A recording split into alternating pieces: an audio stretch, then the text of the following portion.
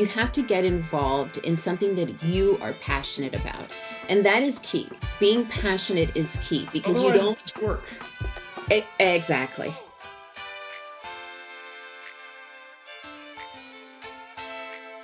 The market that we're in is clearly doing some different things right now. We went from a year ago where there was so many buyers and so few listings, bidding wars in every house. Now we're in a different market where homes are starting to sit at different price levels depending where you are in the country. So I'm really excited to have a guest on today who can really talk to that issue, but also a whole bunch of other issues on how agents can be more productive. So Kevelyn Guzman with Coldwell Banker Warburg in New York City, welcome to the show. And thank you for having me. Excited to be here. Well, we always like to say no one wants to listen to you until they know why you're here. So why don't you kind of give us your hero story, your origin story? I know a lot of our listeners might have seen some of your articles in Inman and some of the other awards that you've gotten over the last couple of years. I think I've seen some like top women in real estate awards, so congrats on that. But why don't Thank you you. walk everyone through how you got started in this industry? I feel like we all have a different story there. So I'm a native New Yorker. I started in Wall Street over 20 years ago, and I wanted to pivot and go into real estate. So I ended up working for a small commercial residential firm here on 57th Street. I'm currently on 60th and Madison. And then when the market crashed in 2008, a lot of the smaller real estate companies were closing their doors. And I had two agents that had moved over to Warburg Realty. And they said, Kev, you should definitely meet these guys. They're great. And so I met with them, and that was 18 years ago. And I moved over and I never left. And so then I had many different roles at Warburg Realty. And then 4 years ago, we were acquired by Coldwell Banker. Today, we are Coldwell Banker Warburg.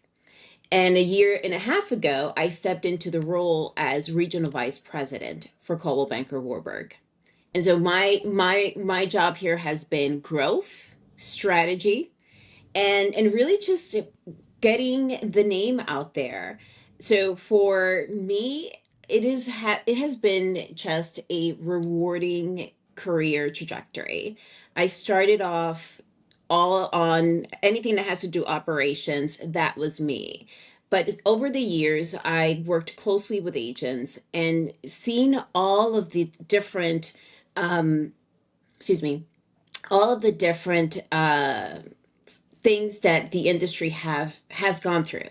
And so it has helped me lead in the way that I'm leading today. I love that. And it's really interesting because I think I've seen time and time again that the people who started their career in on the operation side, really in any industry, are usually the ones who are able to hustle and figure stuff out in especially in a sales capacity because you understand the mechanics of a transaction. And You're so so now in right. your position, like when you're recruiting an agent, you know all of the problems that they're going to see, not only getting a customer, but also getting them under contract and then getting the deal across the finish line. And I think that's such a huge asset. And like I know when I'm recruiting, let's say loan officers on my side or real estate agents to work with us, it's important to know all of the background because you can talk more intelligently about it that way. Right. And I have to say that even at the anywhere level, they really look for people that have the operations background because they're boots on the ground. They know how systems work. They know pretty much all the aspects of the business. And so for me stepping into this role, I already had all of that under my belt. And so it was easier for me to focus on strategy and growth. Well, let's talk about some of that strategy and growth right now. So, one of the challenges that I know you and I discussed before we got on this that I'm seeing all around the country is that luxury listings, whatever luxury means in your market, wherever you're listening, whether it's $1 million, 10 million, doesn't matter. It seems like luxury in most places is sitting on the market a lot longer than it has been. Now, 2 years ago, that was the complete opposite. Almost everything that hit the market that wasn't priced astronomically was selling very, very quickly. And now I'm starting to see 30 days pass, 45 days pass. Customers are freaking out and they go to the realtor and they say to the realtor, what are you doing? Why is my property not selling? And obviously that assumption is always like laced with like, you suck, you're not doing your job. Like, what are you doing for this, 6%? And the realtor's thinking, well, I don't know. For the last 5 years of my career, everything I put on the internet sold really quickly and I got my paycheck and the client was happy. And now I don't know what to do. So I wanted to chat with you about like, what are you seeing in one of the most competitive markets in the world? Like there's plenty of people out there with money. Why are these properties not selling? And what could agents be doing to, number one, show their clients that they're working on it, but number two, actually get the home sold? So that's a good point. It's a It's a big conversation question, I know. I just threw like a bomb at you. it's something that we talk about in our office on a regular basis. I'll give you a story. We had a listing, a penthouse on the market for 14 months. 14 months.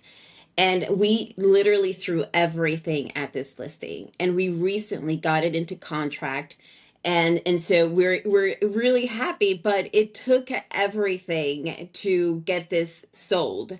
But the listings, the price points that are sitting for longer than 6 months, it's anything over 10 million for us. Anything over 10 million, we really have to work even harder to get it out there.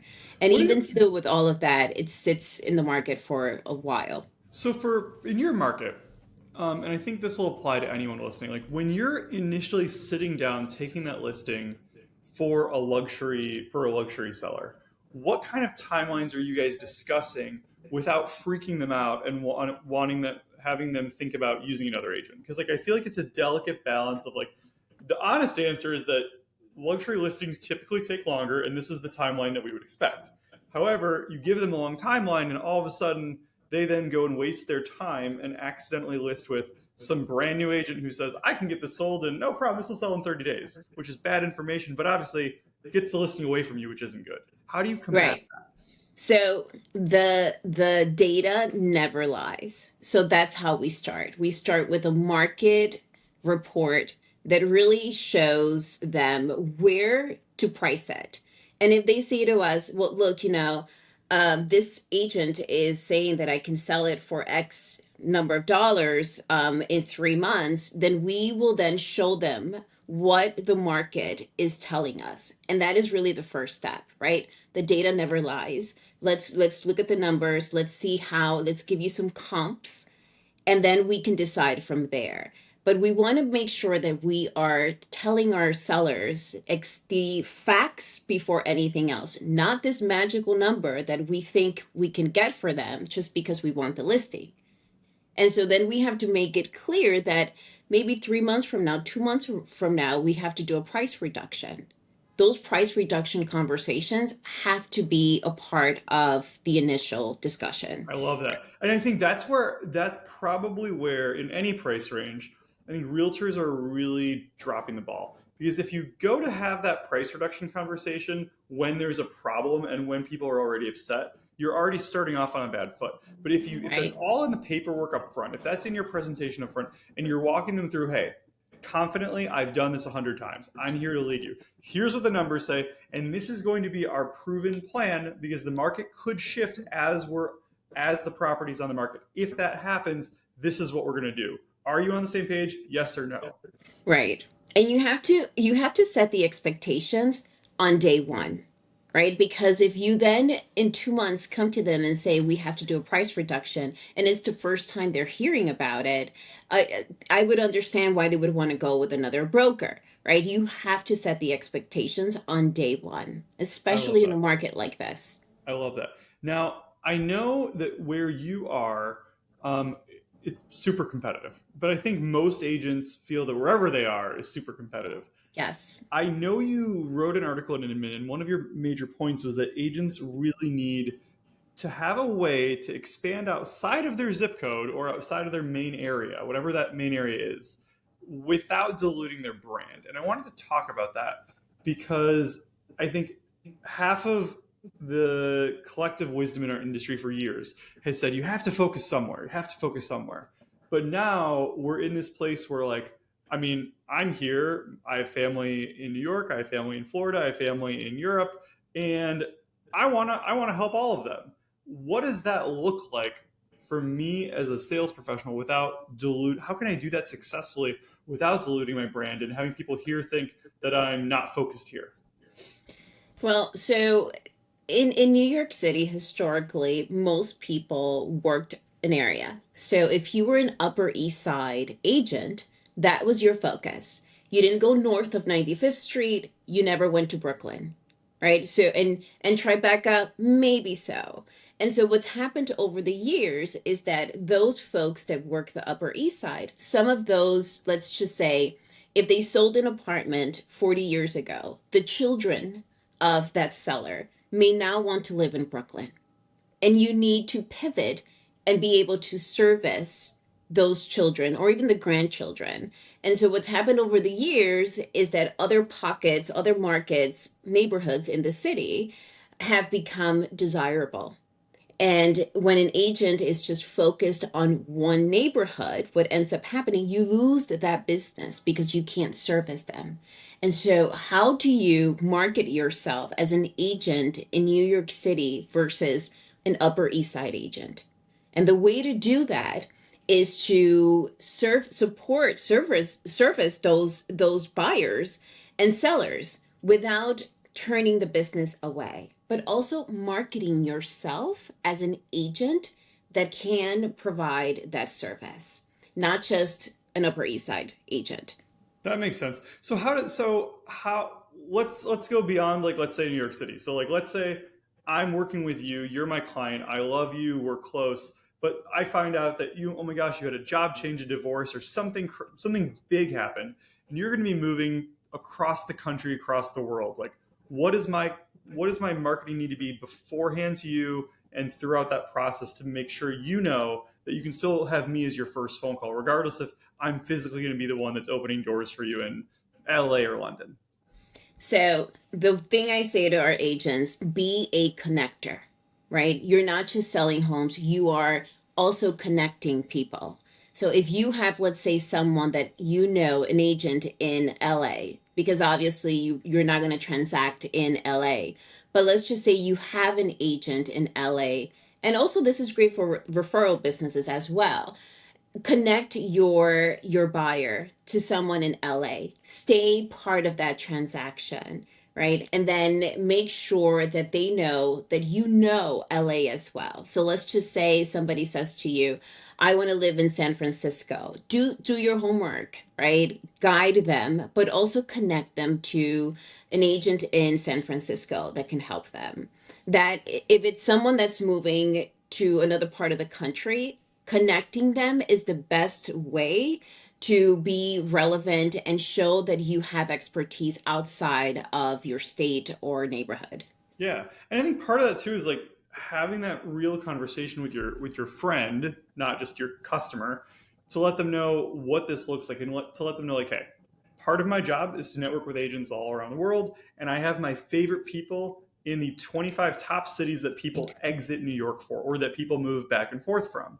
And because of that, anytime that you or someone you know is making a move, I want to be your first phone call. I have all of your information here, and I will get this to someone who I know is not only a good geographic fit for you, but a good personality fit for you. And then Yeah. really staying in touch afterwards. Because I think the normal realtor, the minute someone leaves the area, whether it's the zip code, the state, whatever, they immediately like move them to another list in their database. That's kind of like the I'm going to forget about you until I get this desperate list. And I think that's like a huge mistake because people come back. Life changes. I mean, I had someone in my database who moved to New York for work, got laid off. Well, now he's back. If I would have stopped marketing to him, I would have lost that deal the second time around for what? For an 8 month blip on this guy's radar. And I think too many agents lose sight of that when they're organizing their database and working it, Right. and it's a big mistake. And then the other thing we forget is that if this is this person's first time moving, they have relatives. What if the sister wants to buy something or move, right? So we forget about the connections that that person might also have that could lead you to a potential sale and purchase, right? So you can't just think about the person that's moving, you have to think about their sphere as well. Yeah, and I mean, at the end of the day, like the hardest part in the world today is forming like genuine human relationships, right? Like I have a great relationship with my AI chatbot, but like at the end of the day, like they can't give me a hug and they can't, remember my favorite coffee. Well, Right. they know my favorite coffee, but they can't bring it to me on a showing. And so I think like when when a customer knows that they can just text you with an immediate question, that you're their go-to person for X, Y, or Z, it becomes natural, and it's easier for them to go to you on anything than to go to Google, to go to ChatGPT and find a new answer. So make sure they know that you're an option regardless of the real estate problem they want to solve. I mean, like, I don't do commercial at all, but I want all my friends to know that if they have a question on commercial, I want to be their guy, because I'm going to connect them to the person who I know a little bit more than they do, and I have the connections to the people in whatever area they want that do that thing. That's smart. I've had agents that have been working with a few people and they are a resource for them, and they feel like, well, Kev, they're always asking me for information, but it never translates into business until one day they will refer their mom or their sister, and then suddenly they have a deal through that connection. And so you never know where the business is going to come from. So you build relationships, and then one day it'll translate into business. Absolutely. I mean, like, anytime a new realtor or salesperson comes into my office and says, I need to do something, I say, show me your calendar. And they're like, what are you talking about? I'm like, well, I just want to see your calendar. How many meetings do you have this week? And they're like, well, I have meetings, but like, they're not about real estate. I'm like, they don't need to be. If you have 20 in-person meetings a week and you spend the entire time asking them questions about their life, their family, their occupation, their recreation, and their dreams, something will come up that will become a real estate opportunity for you. And it's just a matter of the number of meetings that you have and the number of questions that you ask. And from So there, it's all just being a connector. yeah, no, that's the approach. I'm really big on events. And so we do a lot of partnerships, collaboration, and the idea behind that is that you're connecting with people on a regular basis and turning those eventually into business or any kind of opportunity. And so I always say to our agents, are you hosting? Are you networking? That is another way to build more Yeah. What relationships. have been some examples of like types of events or hosting that your agents have worked on that you know have produced results? So I will talk about the company standpoint. I'll give you an Yeah. example. I launched What Moves Her. It's a chapter here in New York City that helps empower women, and we host a lot of different events. It's also for men. Men are welcome to join us as well. And so what ends up happening, we take one of our listings to give it visibility as well. And we invite the brokerage community and other partners. We've done a wellness event. We've gotten business from those events as well. I had one agent that not only did we recruit an agent from one of those events, but we also got business. And so it has proven for us, not only for visibility purposes, but business and relationship building, to be one of the best things that we do here. And I really swear by neighborhood events. You find the nearest pet store by your house and you host an event with them. It is about not only nurturing your community, but also a way of connecting with everyone, not only in your community, but through your listings. I love that. And that makes an absolute ton of sense. Tell me about the group that you started. So Wamusur, so the founder, her name is Suyana Khan, and she is the CEO of Anywhere. And so she started that many years ago. We didn't have a chapter here in New York City, so Hmm. I decided to just started here, and my chapter here has been very successful. We have a big following, and every quarter I host events, and it could be anything between like financial awareness for women and now men as well. It could be around wellness. It could be any topic, but we host it on a regular basis. And it's just a way of us not only connecting with women. I've actually hosted a lunch at Scarpetta, which is a Yeah, very, I'd come to yeah, that. it was a great. We had about 100 women, and on the panel was Candace Bushnell. She is the executive producer for Sex and the City. Yeah. We've had a great panel, and Erin Lauder from Estee Lauder was there as well. And so what we did in that room was connect women from all parts of life, the world, and they got to network with each other. Everyone got to build not only relationships but get business.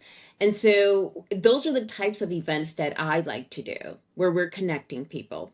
I love that. And I think sometimes like when you shift into that role of a connector, what's really powerful is you become someone's go-to person, not just for the main thing that you sell, which for a lot of us is real estate, but also for like any general questions. And so I know that, like, okay, if I'm in New York and I need a connection to someone in really any industry, I could probably go to you because you're very well connected. And you know that if you needed anything in Michigan, if you have a client that needs a job here, one of your clients is relocating, like, I'm your guy. And I think Right. that is amazing for salespeople because it transforms the relationship that you have. I think there was an article in Inman like 5 years ago, and it was one of my favorites, and it was called Multiplex Connections, and it was this idea that like there's this psychological effect that if I know more than one thing about you and I can like pull up your name in my Rolodex for two reasons, I'm much more likely to remember you than if I just think of you as a realtor. Because there's 4 million of y'all, and like it's hard. Like, what's the difference between you and the other like awesome agent who might look just like you that's like 9 blocks away from you somewhere in the city? Like, there is a difference, but like for someone that doesn't know you very well, there might not be. And so the more things I can think of you about, the more likely I am to remember you for all things. And you're right. And this is exactly what I always say to our agents. I'll give you an example. I have someone that is focused on international business. And so she travels to France, Dubai, and she builds those connections. And so she is known as the international connector. And so you have to figure out a way to not only give more, provide more. What besides being a realtor, what else do you do? Right? People want to connect with you on a deeper level. And I'm not suggesting you become their psychiatrist, right? But it is more about having them feel like they can go to you beyond just buying or selling a home. I love that. I mean, people in my town, I'll give you my example. Like, people in my town know that my wife and I love wine. And so we host a wine tasting in our house once a month. I invite realtors that we're working with. I invite lenders that I'm trying to recruit. I invite our neighbors and friends. And every single time we have one of these, two people there somehow meet each other and do business together, or they start dating, one or the other. Um, but it's always fun. And people text me if we forget to do one. They're like, hey, when's the next one? And it becomes that one more thing that you get known for. I think anyone listening needs to have one other thing. Like, if people only think of you as a realtor, that's probably not enough unless you're like Ryan Serhan or something, and that's like your end all be all, right? So I challenge people to come up with one more thing. Now, I did want to ask you, so you started a group that was already kind of, you brought a chapter of a group to New York City that Mhm. already existed but that wasn't there. How, if you're an agent out there that wants to kind of use that playbook and do the same thing, how would you find like some of these organizations that maybe would align with your values but aren't already in your specific town? So in New York City, we're known to have clubs everywhere. So there are clubs for anything you can possibly imagine. There are clubs even if you just want to hang out and have a drink. Yeah. And so it's really just finding that club, or even sports. Like if you like playing tennis, right? Get involved in a tennis club. If you like pickleball, right? Just get involved. You have to get involved in something that you are passionate about. And that is key. Being passionate is key because you Otherwise, don't. it's just work. Exactly. And when it feels like work, then you won't be consistent. And I always say to people, even with what moves her, I come from a family of four girls. And so the sisterhood, I grew up with the sisterhood. So what moves her is a part of everything I do, and it's not work. But if you're doing it because somehow you feel like it's going to give you that one thing, then you're doing it for the wrong reasons. Yeah. You have to be passionate about it. So whatever club you join, you have to want to be there because then it just flows and I it's love not it. work. Yeah. I'm going to be playing pickleball right after this. So like, I'm I'm one step I ahead of you on I that. hosted an event in Central Park, a pickleball event, which was phenomenal, and we invited outside agents as Yeah. well. So it's for me, this is the kind of thing that I enjoy doing, and it's just connecting our agents to a broader network. Well, it's funny. I think when the from the outside looking in, I think I'm sure that I have friends, and I know I have my wife who doesn't believe that I actually have a job. They think that I just play pickleball, drink wine, and go out to lunches all the time, which isn't that far off the truth. But honestly, that is a huge part of our industry is just networking, connecting, and showing Building people that you're interested, relationships. building Yeah. relationships. I Yeah. think that's huge.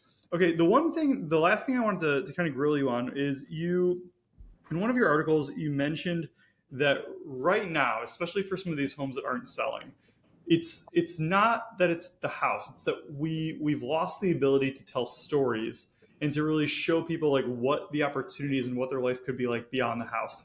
Could you chat about that for a minute? Because I think every home does have a story, but when you look at something as just like square footage, bedrooms, bathrooms, a lot of times it's hard to justify the price that's being asked, especially in markets where the prices are climbing at 5% a year or more.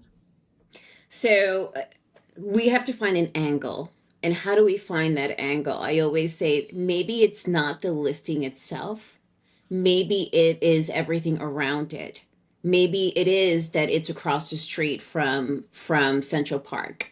Maybe it's, the history of the neighborhood. Maybe it is, the fact that you have a lot of restaurants, right? Sometimes it's you have to talk about what's outside of the listing because that might matter to someone. Maybe being close to transportation is important, right? Walking distance to some of the most important restaurants and museums, right? You have to find an angle, and sometimes you have to go outside of the listing. Maybe the listing is not the best. Maybe it needs a full reno. Maybe, it needs a little bit more, but sometimes it's what's around it that could help sell it. Yeah, it's kind of like thinking like who is the I think too many times like we get out of the marketing world when we're listing a house and we're really focused on just like the bones, but we're not focused on who the ideal persona is for this, right? Like Right. when any Fortune 500 company comes up with a product, they're doing years of research on who's the ideal buyer, who's the persona, like what are their hobbies, life's dreams, etc.